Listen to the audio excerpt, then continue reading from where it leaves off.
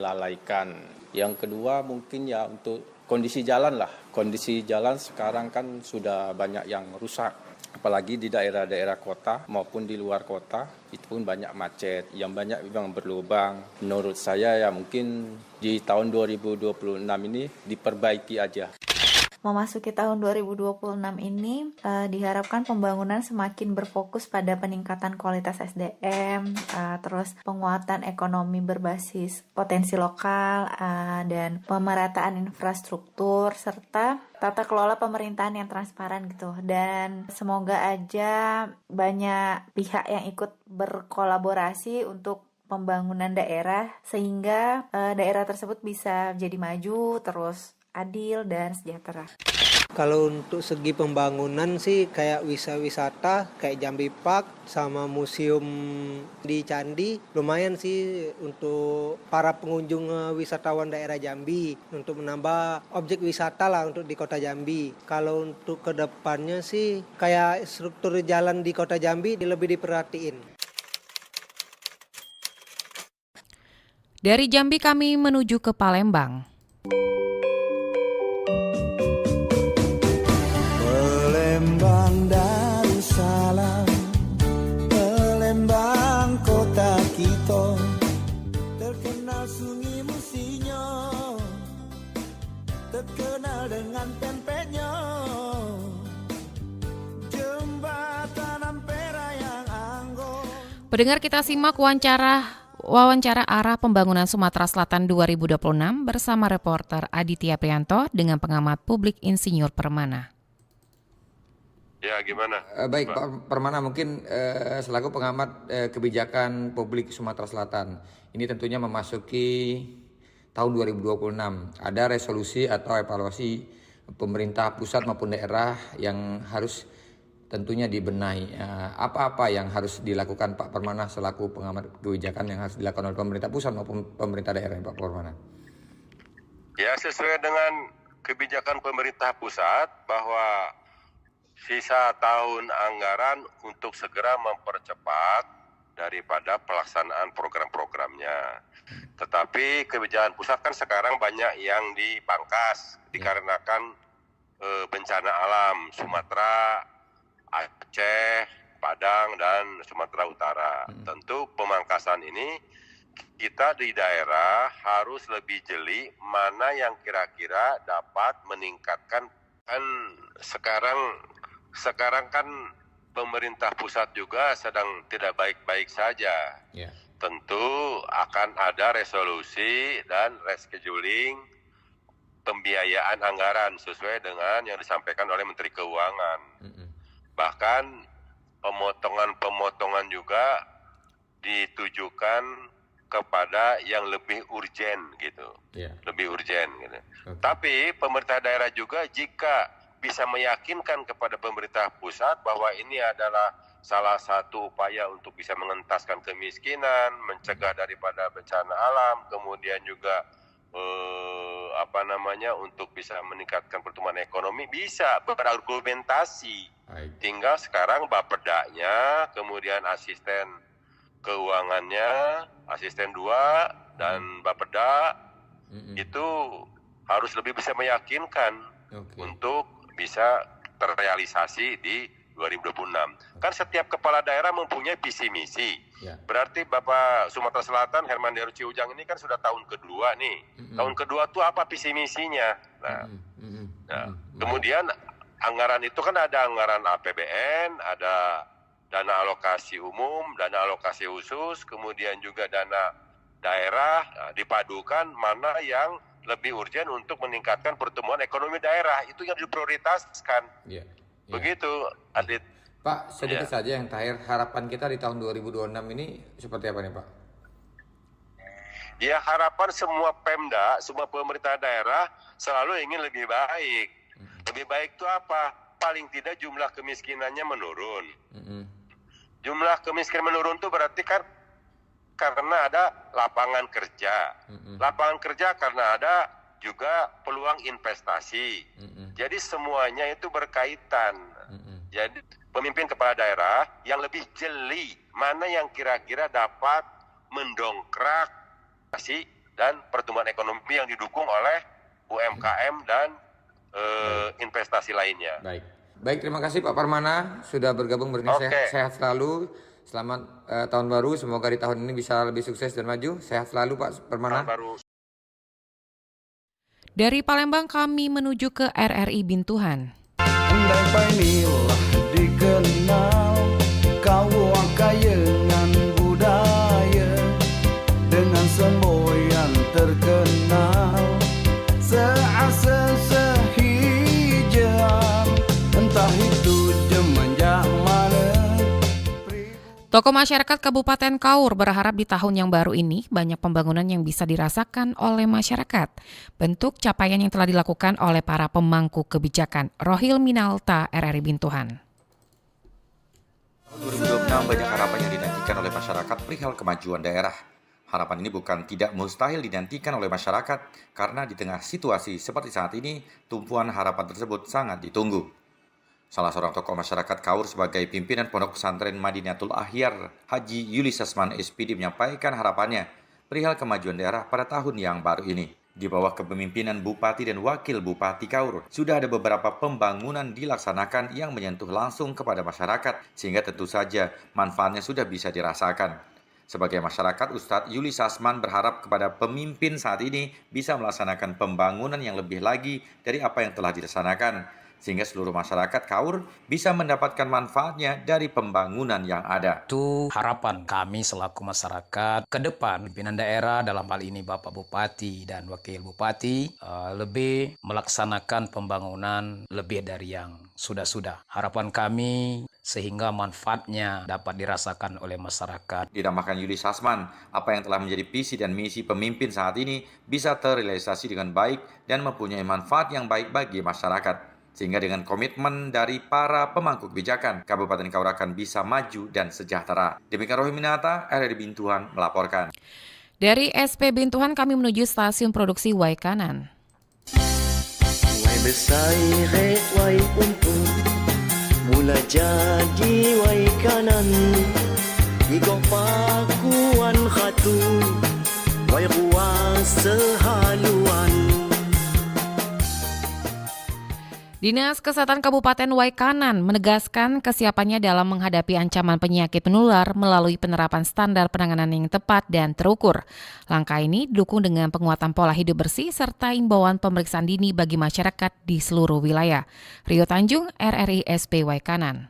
Dinas Kesehatan Kabupaten Waikanan menegaskan kesiapannya dalam mengantisipasi ancaman penyakit menular di wilayahnya. Langkah preventif utama yang ditekankan adalah penerapan pola hidup bersih dan sehat atau PHBS secara konsisten oleh masyarakat. Kepala Dinas Kesehatan Waikanan Sri Kandi kepada RRI mengatakan terdapat perbedaan mendasar dalam penanganan jenis penyakit. Penyakit tidak menular atau PTM dapat dicegah secara efektif melalui pemeriksaan kesehatan dini. Sementara itu penyakit menular memerlukan respon yang lebih cepat, tepat, dan terukur. Dirinya menambahkan setiap wabah memiliki standar penanganan yang berbeda. Sebagai contoh, satu kasus difteri saja sudah cukup untuk menetapkan status wabah yang harus diantisipasi secara serius. Menurut Sri Kandi, kunci utama dalam memutus rantai penularan penyakit adalah kebersihan lingkungan masyarakat, menjaga kondisi sekitar tetap bersih dan sehat, kemudian berperilaku hidup sehat. Warga diimbau untuk tetap menggunakan masker saat merasa sakit dan selalu memprioritaskan kesehatan keluarga. Pemeriksaan penyakit tidak menular, ini dapat dicegah. Kalau penyakit menular, itu kita tidak bisa tentukan. Contoh, DBD itu penyakit menular. Contoh, diare itu penyakit menular.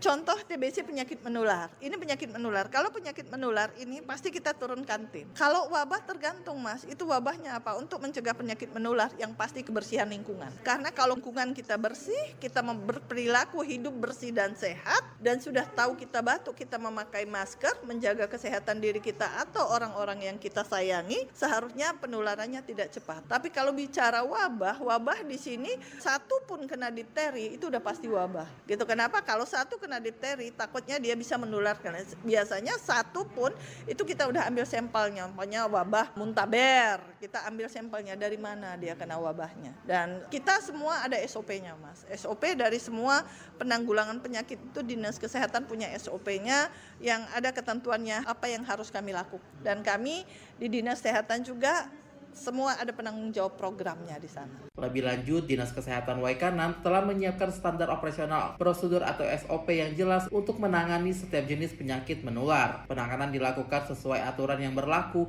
dengan melibatkan penanggung jawab program di masing-masing bidang. Melalui langkah-langkah ini, dirinya berharap kesadaran masyarakat terus meningkat, sehingga potensi kasus penyakit menular dapat ditekan dan tidak berkembang menjadi wabah yang lebih luas. Dari Waikanan, Rio Tanjung melaporkan, RRI terus mengudara untuk Indonesia.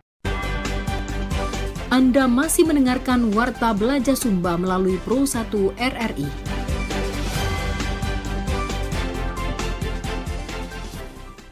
Pendengar dari Waikanan, kami menuju kembali ke SP Sungai Penuh.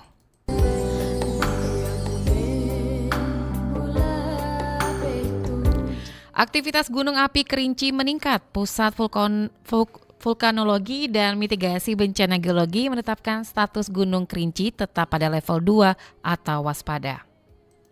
Aktivitas Gunung Kerinci mengalami peningkatan berdasarkan laporan magma Pusat Vulkanologi dan Mitigasi Bencana Geologi periode pengamatan Minggu 4 Januari 2026. Saat ini Gunung Kerinci masih berstatus level 2 atau waspada. Hasil pengamatan visual menunjukkan asap kawah berwarna putih keluar dengan tekanan lemah dan ketinggian sekitar 100 meter di atas puncak. Cuaca terpantau cerah dengan suhu udara berkisar 15 hingga 25 derajat Celcius. Dari sisi kegempaan, Pusat Vulkanologi dan Mitigasi Bencana Geologi mencatat ratusan aktivitas gempa, didominasi gempa vulkanik dangkal sebanyak 143 kejadian. Selain itu juga terekam gempa hembusan low frekuensi hingga 1 gempa terasa dengan skala 2 MMI. Menindaklanjuti kondisi tersebut, Kepala Resort Gunung Kerinci Eko Sufriyatno menghimbau sesuai rekomendasi dari Pusat Vulkanologi dan Mitigasi Bencana Geologi bagi masyarakat dan wisatawan tidak beraktivitas dalam radius 3 km dari kawah aktif Gunung Kerinci atau kawasan rawan bencana 3. Aktivitas pendakian menuju puncak dan kawah sementara waktu dilarang. Kalau untuk penutupan sampai dengan saat ini belum ada, Mbak. Tapi sudah kami laporkan tentang adanya peningkatan aktivitas Gunung Kerinci, terutama kegempaannya ya. Terutama kegempaannya. Sudah kami laporkan ke pimpinan, cuman belum sampai dengan saat ini kami masih menunggu, Mbak. Kalau instruksinya kita menerima rekomendasi dari PPMBG, Mbak, dari Pusat Vulkanologi dan Mitigasi Bencana Geologi. Kepala Resort Gunung Kerinci Eko Sufriyatno juga menghimbau pendaki mematuhi aturan dengan tidak memasuki zona merah dan hanya sampai shelter 1. Pendaki yang sudah berada di jalur diminta tidak mendekati kawah serta menggunakan porter berpengalaman. Desi Hermila, Pro 1 RRI, terus mengudara untuk Indonesia. Dari Sungai Penuh kami menuju stasiun produksi Belitung. Jam buku rimba buang lalu di belakang, ku santun, ku simpen kacamata dek ngeliat. Wahai anak muda Bangka Belitung, bangkitlah tebar semangat muda ika. Aktivitas jual beli di Pasar Lipat Kajang, Kecamatan Magar, Kabupaten Belitung Timur mengalami peningkatan seiring digelarnya Bazar UMKM. Septrianingsi, RRI SP Belitung. Sebenarnya tidak terlalu signifikan, maksudnya paling kenaikannya cuma gopek gitu kan.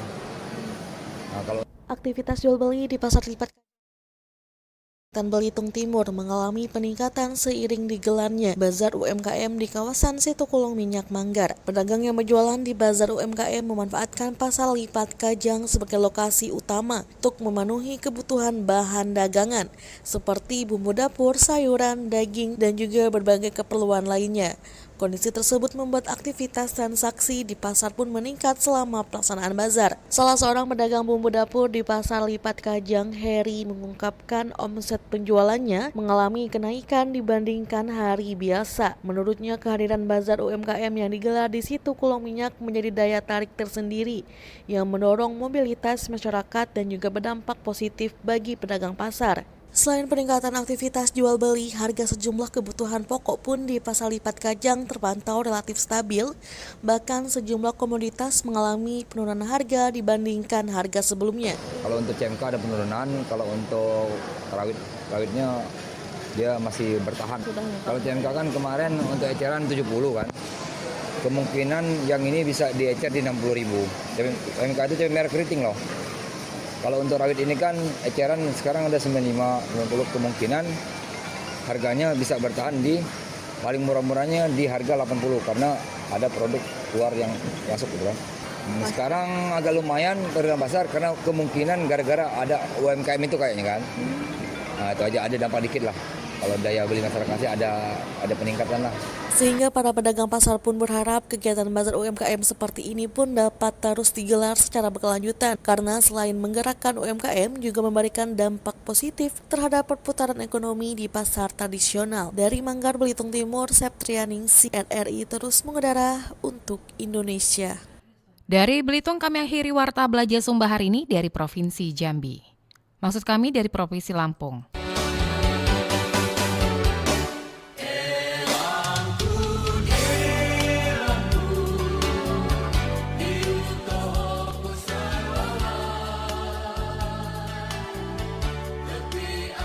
Pemerintah Provinsi Lampung melalui Rumah Sakit Umum Daerah Abdul Muluk tahun ini akan meningkatkan layanan forensik dan juga membuka layanan kesehatan mata lasik. Berikut laporan Gali Prihantoro, RRI Bandar Lampung. Kekerasan pada anak, kekerasan pada wanita terasa lambat ditangani. Itu kenapa? Karena kita keterbatasan dokter forensik, fasilitas forensik se-Lampung. Jadi se-Lampung. Gubernur Lampung Rahmat Mirjani Jausal menyatakan tahun ini pemerintah Provinsi Lampung melalui Rumah Sakit Umum Daerah Abdul Muluk atau RSUDAM akan meningkatkan layanan forensik dan juga membuka layanan kesehatan mata berupa lasik. Mirja mengatakan hal ini merupakan wujud kepedulian Pemprov Lampung dalam memberikan pelayanan kesehatan di Provinsi Lampung. Menurutnya, peningkatan layanan forensik penting dilakukan sebab penanganan kasus kekerasan terhadap anak dan perempuan saat ini terbatas, baik dari jumlah dokter maupun fasilitas. Mirja menjelaskan saat ini Lampung hanya memiliki 4 fasilitas forensik, masing-masing 2 unit di Rumah Sakit Bayangkara dan 2 unit di Rumah Sakit Umum Daerah Abdul Muluk. Seluruh fasilitas tersebut melayani berbagai kasus, mulai dari kekerasan hingga kriminalisasi, sehingga beban layanan terbilang sangat tinggi dan antrian panjang sulit dihindari. Selain penguatan layanan forensik, Gubernur juga menyampaikan rencana Rumah Sakit Umum Daerah Abdul Muluk untuk menghadirkan layanan kesehatan mata berupa lasik pada tahun 2026. Kekerasan pada anak, kekerasan pada wanita terasa lambat ditangani. Itu kenapa? Karena kita keterbatasan dokter forensik, fasilitas forensik se-Lampung. Jadi se-Lampung forensik yang menangani kekerasan, kriminalisasi dan lain-lain itu cuma 4 gitu. Karena 4 antrinya banyak, penanganannya jadi lama. Maka Rumah Sakit Abdul Muluk membuat khusus forensik. Gubernur berharap dengan adanya peningkatan fasilitas di Rumah Sakit Umum Daerah Abdul Muluk dapat memudahkan masyarakat dalam mendapatkan layanan kesehatan. Dari Bandar Lampung, Gali Prihantoro melaporkan, RRI terus mengudara untuk Indonesia. Provinsi Lampung mengakhiri Warta Belajar Sumba hari ini. Atas nama kerabat kerja yang bertugas, saya Dela Wawi, selamat petang dan sampai jumpa.